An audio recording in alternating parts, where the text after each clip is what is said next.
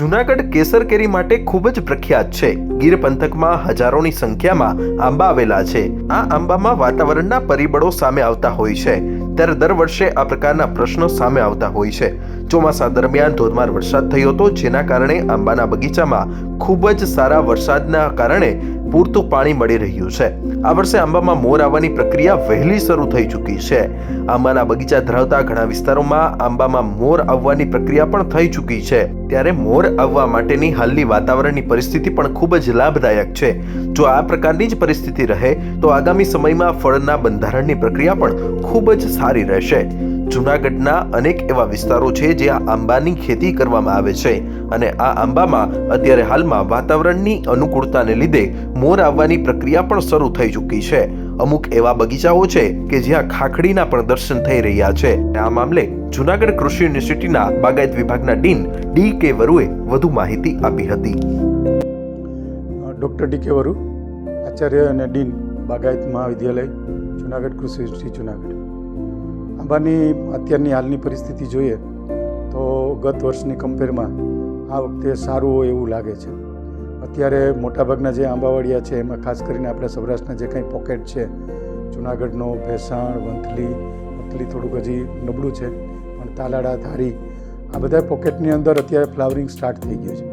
લગભગ 8-10 દિવસથી ફ્લાવરિંગ નીકળવાનું ચાલુ થઈ ગયું છે, અને મોટાભાગની જે સૂટ હોય એ દરેક સૂટની અંદર ફ્લાવર હોય એવું દેખાય છે। એટલે અત્યારની પરિસ્થિતિ પ્રમાણે જોવા જઈએ તો ફ્લાવરિંગ છે એ ખૂબ સારું આવશે। પછી આગળ એના ઘણા બધા પ્રશ્નો, સમસ્યાઓ છે, પણ વાતાવરણની જો વાત કરીએ તો અત્યારનું જે વાતાવરણ છે એમાં ખાસ કરીને જે ટેમ્પરેચર છે એ અત્યારે ખૂબ સારી રીતે સપોર્ટ કરી રહ્યું છે। નો ડાઉટ અત્યારે 2-3 દિવસથી થોડું વાદળાનો પ્રશ્ન છે એ નીકળી જાય અને ફરીથી પાછું ટેમ્પરેચર છે એ ઓપ્ટિમાઇઝેશન ઉપર આવી જાય તો ફ્લાવરિંગ નીકળવા માટેનું જે કન્ડિશન છે એ ખૂબ સારી છે। બીજું, આ વખતે વધારે સારું હોવા પાછળના પણ અમુક કારણો છે। એક તો દર વર્ષે ઓક્ટોબરની અંદર જે કોપરી કહેવાય, નવી કૂપળ જે કે હોય, એટલે કે જે જૂની સૂટ છે એ બધી સૂટ છે ફૂટી જતી હોય। એટલે સામાન્ય રીતે દર વર્ષે અમે સર્વે કરીએ એટલે 40%, 50%, 60% કે 70% સુધીની જે કોપરી છે આવતી હોય, એ કોપરી આ વખતે માંડ 5 થી 10% જ આવેલી છે મોટાભાગના વિસ્તારમાં। એનો અર્થ એમ થાય કે જે સૂટ છે એ બધી સૂટ છે વર્જિન હોય, અને એ સૂટ મેચ્યોર થઈ ગઈ, અને અત્યારે આ બધી સૂટ છે ડિસેમ્બરમાં નીકળવા માટે તૈયાર થઈ ગઈ છે। એટલે ઓવરઓલ જે ફ્લાવરિંગનું જે પિક્ચર છે એ ખૂબ સરસ છે। આના પછીનો જે ફેઝ આવશે એ ફ્રૂટ સેટિંગનો ફેઝ આવશે, ત્યારે વાતાવરણની પરિસ્થિતિ શું થાય એના ઉપર ડિપેન્ડ રહે। ખેડૂતોને અત્યારને આ તકે ખાસ સલાહ એ છે કે કોઈ બિનજરૂરી પાણી અત્યારે જરૂર ન હોય તો ન પાય। ઘણા ખેડૂતો અત્યારે પાણી પાય છે, એના કારણે થોડી મુશ્કેલી ઊભી થવાની શક્યતાઓ રહે, એટલે પાણીની અત્યારે મિત્રો જરૂર નથી। હા, બહુ ડ્રેનેજવાળા વિસ્તાર હોય કે જે પાણીનો નિતાર ખૂબ સારો હોય ને આંબાની અંદર લાંઘો દેખાતો હોય તો જ એક હળવું પાણી પાય, જેને ધક્કાનું પાણી કહી શકાય। આ સિવાય રોગજીવાતની અંદર કોઈ પણ પ્રકારનું એને જો દેખાય તો તાત્કાલિક એના પગલાં ભરે, તો એમાં અત્યારની પરિસ્થિતિમાં કાંઈ છે નહીં, છતાં પણ ઘણી જગ્યાએથી મધ્યાની ફરિયાદ આવે છે, તો મધ્યો હોય તો એને તાત્કાલિક ઇમિડા છે એનો સ્પ્રે કરી દેવો। ઇમિડા જે 10 લીટરમાં 7 ml પ્રમાણે સ્પ્રે કરવો। અને ઘણી વખત એવું હોય કે અત્યારે મધ્યો નથી, પણ જ્યારે ટેમ્પરેચર આવશે ત્યારે મધ્યો આવશે, તો મિત્રો અત્યારે જે આંબાનું થડ છે એને તમે ચેક કરો, એની તિરાડો છે એમાં જુઓ, અને એની અંદર જો મધ્યો હોય, જો એની ફેમિલી ત્યાં દેખાય તો થડ છે એ આખું પલાળી દો, તો એનાથી મધ્યાનો છે કંટ્રોલ થઈ જશે। બીજી તરફ જૂનાગઢ જિલ્લાના મેંદરડા, સાસણ, ભેસાણ અને તાલાળા સહિતના આંબાના બગીચામાં ખૂબ સારી રીતે મોર આવી ગયા છે।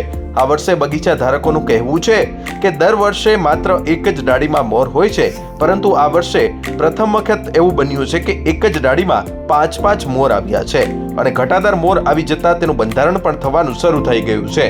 ઘણા આંબામાં ખાખડી એટલે કે નાની કેરી પણ આવી ચૂકી છે, અને તેનું બંધારણ જો વાતાવરણ આવું જ રહ્યું તો ખૂબ સારું રહેશે, અને ઉત્પાદન પણ ગત વર્ષ કરતા 30 થી 35% જેટલું વધે તેની આશા હાલ દેખાઈ રહી છે। મારું નામ બિપિનભાઈ વિનોદભાઈ જાદવ, રહેવાસી જુનાગઢ। મારે માલંગા ગામની અંદર મારે 1000 આંબા છે, મારા જમીન છે, ત્યાં બગીચો છે।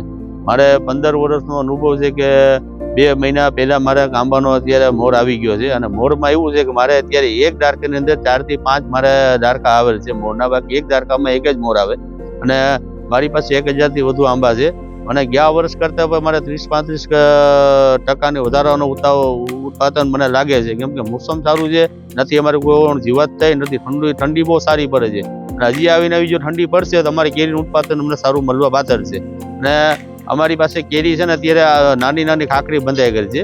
બીજું અમારે 35% આવતા વર્ષ કરતાં 35% અમને ઉતાવળો મળવા પાત્ર છે આવતા વર્ષ કરતાં પણ. અને કેરી અમારે 600-700 ગ્રામની અમારે જમ્બો કેસર આવેલ છે. ટોટલ 27 વીઘા જમીન છે, 27 વીઘા. એમાં મારે 27 વીઘામાં મારે 1000 આંબા, 1000 થી વધારે પણ આંબા મારે છે અને આંબા મારી પાસે અમુક 12માસી પણ આવે છે, પણ 12માસી કરતા કેસર કેરી છે જમ્બો અમારે 2 મહિના અગાઉ અમારે કેરી આવેલ છે. 2 મહિના અગાઉ કોઈને મોર નથી આવતો, તે મારે ખાખરી બંધાઈ ગઈ છે અને ટોટલ 1000 આંબા છે. અને એક ખાસિયત એ છે કે જે કેરીનો જે આંબા છે અમારી જે દારકો છે ને, દારકાની અંદર એક જ મોર આવે, એની જગ્યાએ અમારે 5 મોર આવ્યા છે. આટલી કુદરત અમારી પર મહેરબાની છે, બાકી 5 મોર અમે કોઈ 15 વર્ષની અંદર જોયા નથી. વર્ષે અમને જે કેરી થાય ને એથી 35% અમને વધારે આજ પહેલા એવું લાગે વધારે ઉત્પાદન, 35-30% અમને વધારે ઉત્પાદનનું અમને એવું આશા લાગે છે, કેમ કે મોસમને ઠંડી ટાઈપની છે અને કોઈ જેથી જીવાત નથી અમારે. આમ આ વર્ષે કેરીનો પાક ખૂબ સારો રહેશે અને ગત વર્ષ કરતા આ વર્ષે ઉત્પાદન પણ સારું રહેશે તેવી આશા ખેડૂતો વ્યક્ત કરી રહ્યા છે. હાલ કોઈ પણ પ્રકારનો જો પાકમાં રોગ દેખાય તો કૃષિ વિશેષજ્ઞની સલાહ અનુસાર ખેડૂતોને આગળ વધવા ભલામણ પણ કરવામાં આવી છે. આશિષ પરમાર, લોકલ 18, જુનાગઢ.